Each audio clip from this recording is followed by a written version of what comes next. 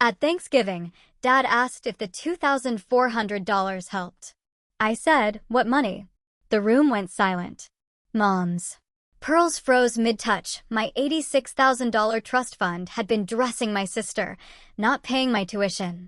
The smell of roasted turkey used to mean home, comfort, tradition. But that Thanksgiving, the sweet aroma became the bitter scent of a lie, utterly shattering everything I believed about my own mother. What started as a perfect family dinner quickly spiraled into a devastating discovery that ripped my world and my family apart. I remember it vividly. The low hum of Miles Davis on Dad's old record player, the clink of silverware, the familiar weight of tradition wrapping around me like a comfortable sweater. Even then, my mind was racing, calculating how much sleep I could steal before my brutal early shift. Tomorrow. Mom, Janine Hale, sat at the end of the table, regal in her pearls, silver hair swept into that perfect chignon. Her turkey was, as always, flawless, her table immaculate. "You outdid yourself again, Janine," Aunt Martha chirped, oblivious. Mom just gave that practice smile that never quite reached her eyes. Just a simple family dinner. But with my mother, nothing was ever simple. Then Dad cleared his throat from the head of the table. "Russell, my steady, predictable engineer." "Father," casually asked Rowan, "is the $2,400 a month helping at all?" My fork clattered against the good china. The sound echoed in the sudden, crushing silence. "What? Money?" The words fell from my lips, foreign and small. The jazz faded, replaced by a roaring rush of blood in my ears. All 6 pairs of eyes turned to my mother. She dabbed her lips with her napkin. An island of composure in a sea of sudden, terrifying tension. "Dad?" My voice sounded strange, not my own. His forehead creased as he looked from me to Mom. "The monthly transfers for your tuition and expenses." His eyes narrowed. "Janine's been handling them." Mom took a slow sip of wine. "I've been sending it to Elodie," she finally said, her voice smooth as polished marble. My father's face drained of color. "What are you talking about?" "That was for Rowan's." I gripped the edge of the table, knuckles white. "Elodie, my little sister, living it up in Arizona, building her fashion brand, posting weekly photos of her gorgeous apartment, weekend trips to Sedona, designer clothes. Elodie has to build her brand," Mom explained, examining her perfectly manicured nails. "Rowan's always managed." Managed. The word slammed into my stomach like a stone. Managed meant 3 jobs while carrying a full course load. Managed meant stapling the soles of my shoes when they split open. Managed meant collapsing during my shift at the bar just 2 months ago, waking up alone in the ER with an for in my arm and a $3,000 medical bill waiting in my inbox. The room tilted. I remembered standing in Mom's spotless kitchen, begging for $80 for a used anatomy atlas. "That's a luxury, sweetie," she'd said, not even looking up. "We have to be practical." That night, I'd picked up an extra shift, poured drinks until 3 a.m., then stumbled home to study until dawn. 3 days later, I collapsed. The doctor called it extreme exhaustion and dehydration. When I called home from the hospital, no one answered. It was Jonah, my lab partner, who brought me groceries. Jonah, not my family. And all that time, there was supposed to be $2,400 a month. Money that could have meant 1 job instead of 3.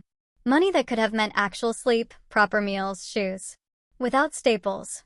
Money that went to Elodie's brand, her Sedona trips, her designer clothes. I pushed back from the table, slowly standing. My napkin slid from my lap, landing on the hardwood floor like a surrender flag. "How long has this been happening?" My voice trembled, but it held. Mom sighed, as if I was the unreasonable one. "You've always been the strong one, Rowan. Elodie needs more support. She's more delicate than you." Dad's confusion morphed into pure, scorching anger. "Janine, we agreed the money was for both girls. Equally. We set up those transfers specifically for Rowan's graduate school expenses." The room spun. Fragments of conversations from the past 3 years clicked into place. Mom changing. The subject when I mentioned financial aid. Dad's surprised look when I mentioned another job. The knowing glances between Mom and Elodie on video calls. I took a deep breath. I need to see the bank statements. Mom's eyes flashed. Don't be dramatic, Rowan. It's Thanksgiving. Yes, I said, my voice steadier now, finding its strength in the midst of this sickening betrayal. And I'm thankful for clarity. I want to see them tonight. The next day, the morning sun filtered through the Venetian blinds in Dad's home office, casting long, stark shadows across mountains of bank statements. My fingers trembled as I sorted through. 3 years of financial records spread across his mahogany desk. Each page revealed another wound, another betrayal. Dad sat beside me, his face ashen, hands shaking as he turned each page. This goes back 3 years, Rowan. His voice cracked. The full duration of your graduate program. I nodded, the numbers swimming before my eyes. Over $86,000. That should have been mine. The words tasted bitter on my tongue. $86,000. The cost of my dignity. The price of my collapse at the bar, of the staples in my shoes, of the nights I fell asleep over textbooks because I couldn't afford to reduce my work hours. Then Dad flipped to another statement, his finger tracing a series of transfers I hadn't noticed. His face drained of what little color remained. There's more, much more. He slid the paper toward me. The heading read, Rowan Elizabeth Hale Trust Fund. A trust fund I never knew existed. A trust fund systematically drained month after month, year after year. The floor seemed to tilt. My college graduation gift from Grandma Rose. An inheritance she left specifically for my education. Gone. The money meant to fund my medical school dreams. The safety net I never knew I had, pulled away before I could ever fall into it. The door swung open. Mom stood in the doorway, silk robe belted tight, her face a mask of outrage. You had no right to go through those. Her voice rose, shrill and defensive. She lunged forward as if to gather the evidence, but Dad stood, blocking her path. You've stolen from our daughter, he said, his voice deadly quiet. From both our daughters. Mom's eyes narrowed. Don't be dramatic, Russell. I made necessary adjustments. Elodie has always been special. She needed it more. Special. The word echoed in my head like a taunt. Special enough to receive my money. Special enough to justify my suffering. You took my trust fund, I blurted out. Grandma Rose left that for my medical school. Mom's jaw tightened. You were managing just fine. Elodie's business needed capital. It was a practical decision. Before I could respond, the landline rang, the one Dad still insists on keeping. He answered, putting it on speaker when he saw the caller ID. Dad? Elodie's voice filled the room, high-end. Panicked. Mom isn't answering her cell. There's a problem with my account. I only got $3,500 this month. How am I supposed to pay rent and keep up appearances for my brand? The Sedona retreat is next weekend, and I need at least another $1,000. The silence that followed was absolute. Mom's face hardened into something unrecognizable. Dad's expression shifted from shock to cold, hard determination. Elodie will call you back, he said, then hung up. He placed his hand on my shoulder, warm and steady. I had no idea, Rowan. This ends today. Half an hour later, the doorbell chimed. That'll be Franklin, Dad nodded. Franklin Barnes, the family attorney, stood in the doorway, grim-faced and determined. His presence instantly turned this morning from a family dispute into something official, something legal. Franklin's been our attorney for 30 years, Dad explained. He'll help us fix this. Barnes adjusted his wire-rimmed glasses, examining the documents I'd arranged in chronological order.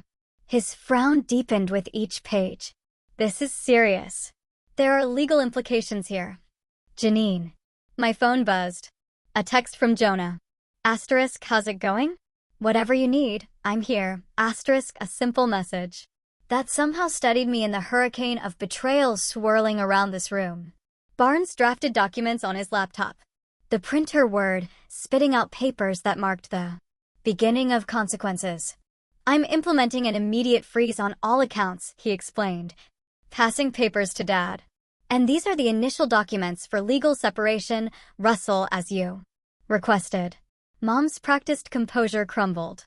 Tears welled in her eyes, but they transformed to fury as she watched Dad sign without hesitation. "You'll regret this," she hissed. "Both of you." While Barnes and Dad continued their work, I opened my laptop and accessed my student loan portal. What I found stopped my breath. Application after application for grants and loans, all marked withdrawn by applicant. Applications I never withdrew. Someone used my passwords. Someone deliberately ensured I would have no financial support. Someone wanted me to struggle. The evidence stared back at me from the screen. The final cut in a death by 1,000 slices. "I thought we were a family," I whispered, not caring who heard. The word family hung in the air, like smoke from a fire that had consumed everything I believed in, leaving only ashes and the bitter truth. Blood means nothing when betrayal runs this deep. Dad met my eyes across the desk, his face lined with guilt and resolve. "We still are, Rowan. Just not the one we thought we were." 3 days later, the cheerful ping of my phone woke me at 6:14 a.m. I squinted at the screen, expecting another shift swap request from the bar. Instead, it was a Facebook notification. "You've been tagged in Janine Hale's post." My thumb hovered. For days after Thanksgiving, and this was the first contact from my mother. I tapped it. There we were, the Thanksgiving table, turkey gleaming, everyone smiling as if nothing had happened. Mom's perfectly manicured finger must have pressed post right before Dad asked about the money. Her caption read, "So blessed by my devoted daughters. Family is everything. #gratitude. #blessed. #family first." The phone slipped from my hand onto my thin mattress. 37 likes already. Comments piling up. About what a beautiful family we are. What a performance. I stepped onto the cold floor of my apartment, the familiar draft cutting through my worn pajama pants. On my kitchen counter sat a stack of envelopes, all past due notices. Electric, water. Credit card maxed out on textbooks, the medical bill from my collapse now threatening collections. My phone buzzed again. Elodie. Her voicemail trembled with outrage. "How could you do this to me?" Dad froze the accounts. "I need that money. My rent is due, and I have 3 brand collaborations this week. I can't work with puffy eyes from crying. Fix this, Rowan. Fix this." As if I broke something that was working perfectly. A knock at my door startled me. Too early for visitors, too persistent for a package delivery. I peeked through the peephole, and my stomach dropped. Mom.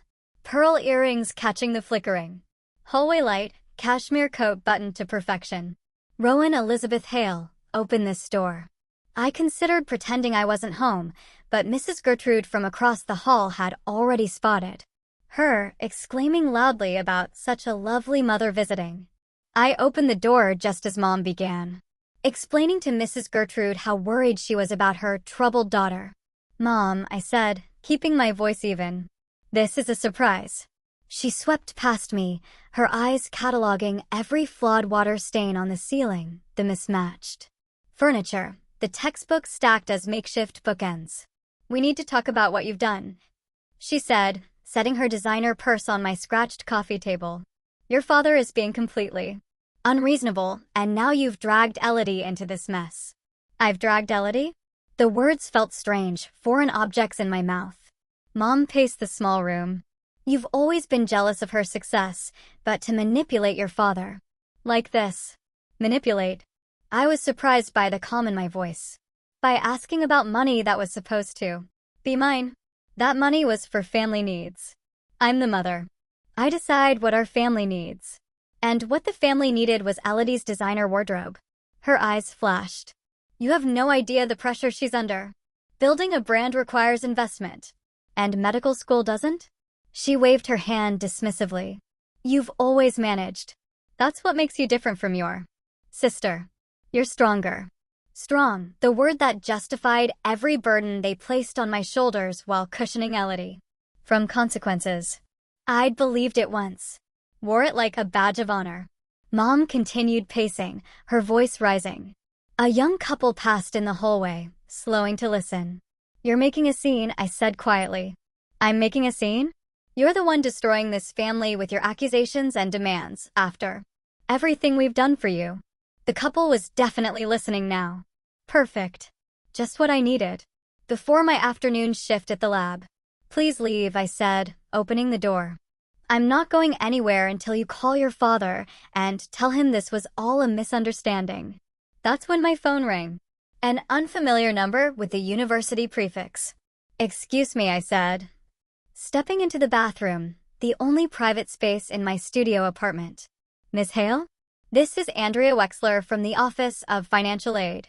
We've reviewed your emergency assistance application, and I wanted to personally let you know it's been approved. My legs went weak. I sank onto the edge of the bathtub. With your grades and circumstances, you qualify for immediate emergency assistance and potentially our hardship scholarship for next semester. Can you come in today to complete the paperwork? I pressed my hand against my mouth, forcing back an unexpected sob. Yes, I can be there at 11. When I emerged, Mom was reading a text on her phone, frowning. I need to go, she said abruptly. Think about what I said, Rowan. Family comes first. The door closed behind her, and for the first time in years, I felt something unfamiliar settle in my chest. Not rage, not resentment, but something lighter, something like possibility. 2 hours later, I sat across from Professor Matthews, clutching a folder of financial aid forms. Rowan, I've been meaning to speak with you, he said, his bow tie slightly crooked. Dr. Lee and I are expanding our research on mitochondrial disease markers. We need a paid research assistant. 20 hours a week, flexible schedule, decent stipend. Interested? I stared at him, wondering if this was some elaborate joke. But the position wasn't posted yet. We're skipping the posting. Lee wants you specifically after seeing your lab work last month. He slid a contract across the desk. You'd start Monday. That night, I lay in bed staring at the ceiling. No alarm set for a bar shift. No delivery app. Pinging with orders. Just silence and the gentle hum of my refrigerator. For the first time in months, maybe years, I slept. Really slept. No jolting awake to study. No anxiety dreams about missed shifts. 8 uninterrupted hours. When morning light filtered through my thin curtains, I stood before the bathroom mirror, studying my reflection. The dark circles under my eyes seemed lighter. My shoulders no longer hunched toward my ears. I don't need to break myself to be worthy, I whispered to my reflection, the words. Feeling foreign but true. My phone rang. Elodie. Instead of ignoring it, I answered and suggested meeting at Riverbank Coffee. At 12, neutral territory with witnesses. She arrived 20 minutes late in white jeans that probably cost more than my monthly grocery budget, a caramel-colored leather handbag dangling from her elbow. Her hair fell in perfect waves while mine was scraped back in its usual ponytail. This place doesn't even have oat milk, she complained, sliding into the chair across from me. I pushed a regular latte toward her. Thanks for coming. Like I had a choice, she stirred her drink aggressively. Dad's being completely unreasonable. He's cut my allowance to practically nothing.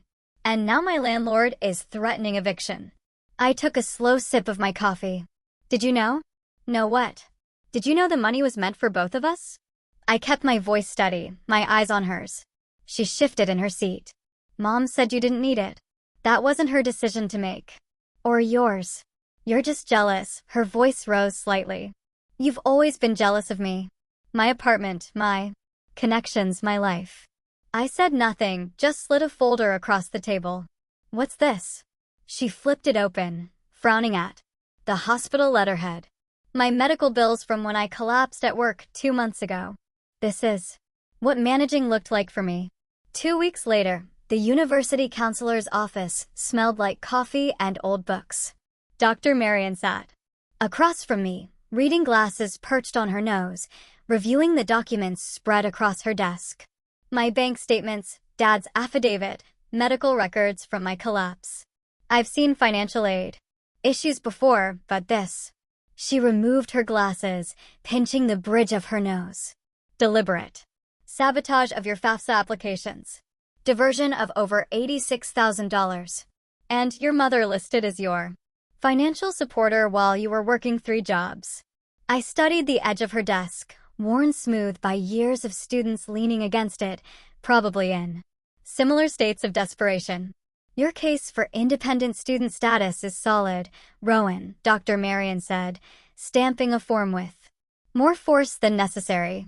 With this documentation, we can backdate it to when the diversion began. The weight that lifted from my chest made me lightheaded. Independent status meant grants, not loans. It meant 1 job, not 3. Thank you, I whispered, the words inadequate for what this meant. Back at Dad's new apartment, we constructed a timeline on his dining room wall. Yellow sticky notes for bank transfers. Blue for my loan applications. Green for Elodie's social media posts about her shopping sprees. Dated evidence that now served a purpose I never imagined. Dad stood back, arms crossed. 3 years, 4 months, and 12 days of deliberate deception. The precision in his voice reminded me that before he was my betrayed father, he was an engineer who believed in measurements and accuracy. Now he measured the depth of his wife's betrayal in days and dollars. My phone buzzed for the 4th time tonight. Mom.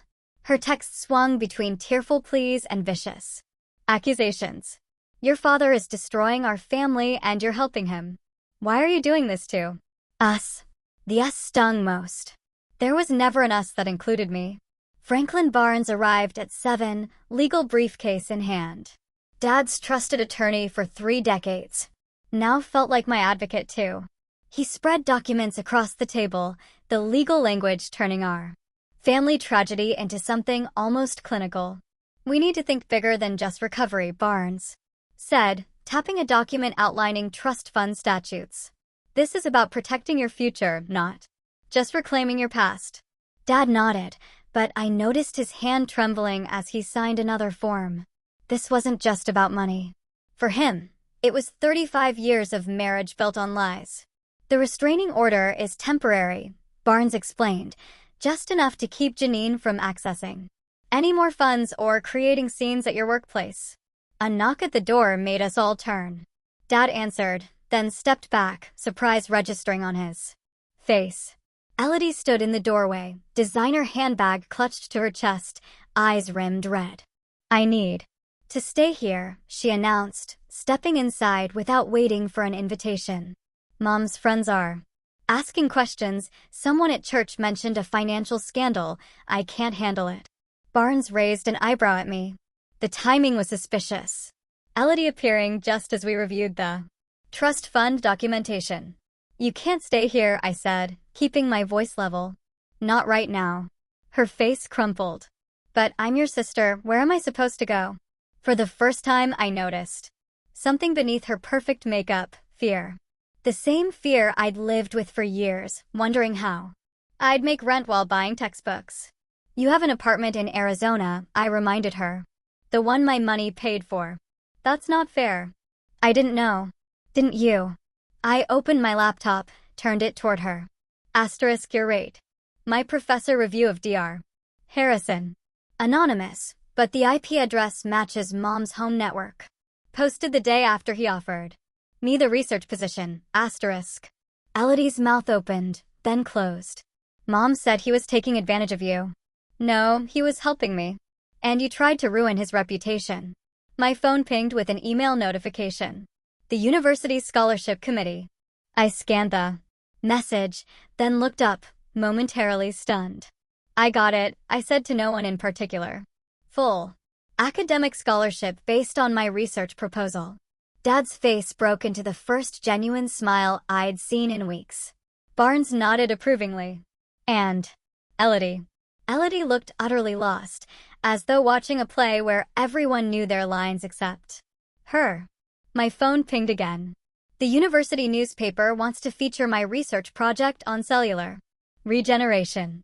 The same day, Dad received confirmation of his formal complaint filing against Mom's financial misconduct. The tables were turning so fast I could barely keep up. That night, I posted a simple message thanking my supporters, carefully avoiding any mention of family drama. Within hours, it garnered more comments than anything I'd ever shared. People I barely knew offering congratulations. Professors sharing opportunities. Meanwhile, Dad told me Aunt Martha confronted Mom at their church group. Family friends were quietly declining Mom's lunch invitations. Elodie texted that her fashion school wanted justification for program expenses previously covered by family support. Their carefully constructed narrative was crumbling. Just past midnight, my phone rang. Elodie. I almost declined it, but something made me answer. I had no idea how hard you were working, she said, her voice smaller than I'd ever heard it. 3 jobs? While taking full credits. The silence stretched between us, filled with years of unspoken truths. I started at the boutique today, she continued. Part-time. It's not much, but I watched the snow falling outside my window, covering the world in clean white. A blank slate. It's a start, I said finally. Later, an email from Mom arrived, subject line blank. Perhaps we should talk. Dad's response when I forwarded it to him was immediate. Reconciliation requires accountability, not just apologies. For the first time in years, I felt like I was standing on solid ground. Not because of what I'd taken back, but because of what I refused to give away anymore. My peace, my truth, my future. I wouldn't be defined by what they took from me. A year later, my white lab coat hangs perfectly pressed on the back of my door, a daily reminder that dreams can survive even the harshest winters. I run my fingers across the embroidered name. Rowan Hale, research assistant, as morning light streams through my apartment windows. 1 year. After Thanksgiving shattered my family's carefully constructed facade, I finally sleep through the night. My refrigerator holds actual groceries now, not just condiment packets stolen from fast food restaurants or bruised apples discounted at the market. Real food. Last night, I cooked chicken with fresh vegetables instead of living on ramen and coffee. The framed diploma catches the sunlight from its place beside a photograph of our research team. Professor Harrison stands in the center, her silver hair gleaming, her hand resting proudly on my shoulder. The 5 of us beam at the camera, celebrating the publication of our study on cellular regeneration. My phone buzzes. A message from Dad. Need a ride to dinner tonight? I smile, typing back, *I've got my car now, remember? See you at 6, *. My apartment isn't fancy, just a 1-bedroom near campus with walls thin enough to hear the neighbors sneeze. But it's clean, warm, and filled with books I no longer need to borrow. A small desk in the corner holds a stack of papers topped by an envelope I've read a dozen times. The letterhead of the University of Minnesota Medical School and the words, "Full scholarship," still seem like a dream I might wake from. You earned this, Jonah had said when the letter arrived, his arms wrapping around me as I stood frozen in disbelief. Every single bit of it. The memory of his kiss warms me as I pull my hair into a practical bun and gather my notes for the day. Later, as evening approaches, I stand in my kitchen chopping vegetables for a simple salad to bring to dinner. The rhythmic click of the knife against the cutting board soothes me as I prepare real food for people I actually want to see. Dad opens his door before I can knock, his face creased in a genuine smile. At 66, Russell Hale looks younger than he did a year ago. Retirement suits him. Volunteer work at the Veterans Center has given him purpose beyond engineering blueprints and failing marriages. She's here, he calls. Over his shoulder, taking the bowl from my hands. Jonah appears in the hallway, dish towel thrown over his shoulder. The turkey's resting, he says, pulling me into a quick embrace that smells of sage and warmth. The table is nothing like my mother's perfectly appointed dining room. A mismatched collection of plates surrounds a ceramic turkey platter Dad found at a thrift store. Paper napkins sit folded beside everyday silverware. A small arrangement of pine cones and candles serves as the centerpiece. Simple, honest, beautiful. The doorbell rings just as I set down my purse. "That'll be your sister," Dad says, his eyes meeting mine with a question. I nod, squeezing his hand as I pass. "It's okay."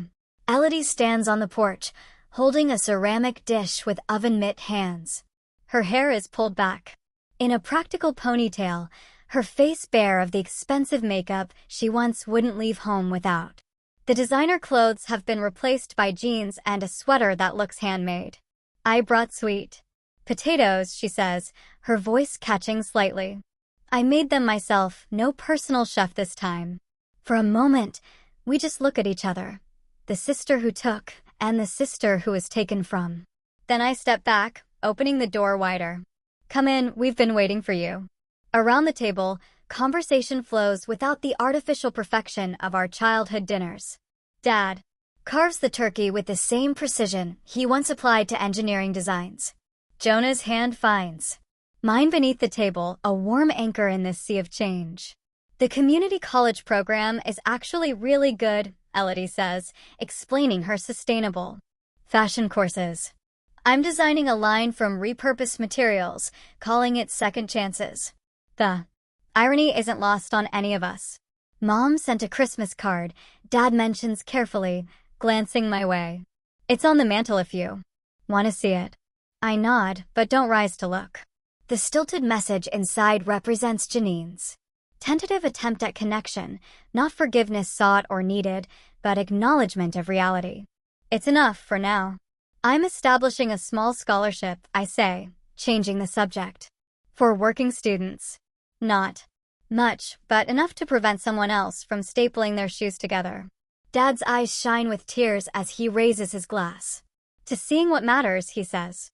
Later, after dinner is cleared and goodbyes exchanged, I stand at Dad's living room window watching snow fall in fat, lazy flakes. My phone buzzes in my pocket, Elodie's name lighting up the screen. A year ago, I would have ignored it. Tonight, I answer. "Hey," I say softly. The conversation isn't perfect. We still step carefully around certain topics, but it's honest in a way we've never been before. In the window glass, my reflection stares back, stronger than before, but still carrying the shadows of what was. Behind me, the Christmas tree lights twinkle, casting colorful patterns across the room, waiting for Christmas Eve and another family gathering. Some things aren't meant for me, I whisper as we end the call, but some things are.